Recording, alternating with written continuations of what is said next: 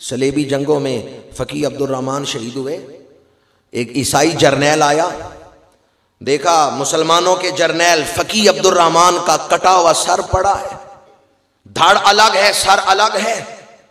عیسائی جرنیل نے فقی عبد الرحمن کی طرف بڑھتے ہوئے کہا, یہ مسلمانوں کا جرنیل تھا اور یہ تقریر کرتے ہوئے کہتا تھا اگر قرآن کے لیے جان دو گے ہمیشہ زندہ رہو گے, اسلام کے لیے جان دو گے, اللہ کی رضا کے لیے جان دو گے, رسول اللہ سے وفا کرتے ہوئے جان دو گے, ہمیشہ زندہ رہو گے. دیکھو اب میرے سامنے مرا ہوا پڑا ہے. اور اپنے سپاہیوں سے کہتا تھا اللہ کے راستے میں مرنے والے زندہ ہوتے ہیں, اگر یہ زندہ ہے تو میں اس کے سر کو اپنے پیر سے ٹھوکر مارتا ہوں, ذرا میرا پیر تو روکے.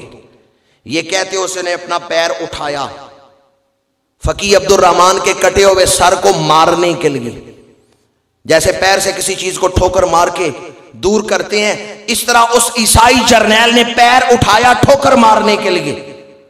تاریخ کی کتابیں اٹھا کے دیکھیں, فقی عبد الرحمن کا کٹا ہوا سر جسم سے جڑ گیا ہے.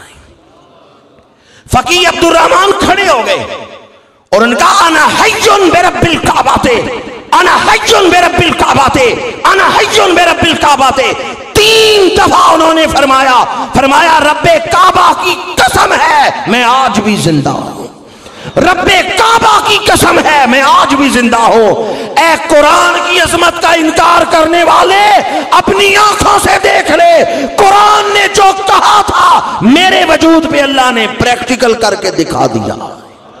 انا حیٌ برب الکعبۃ.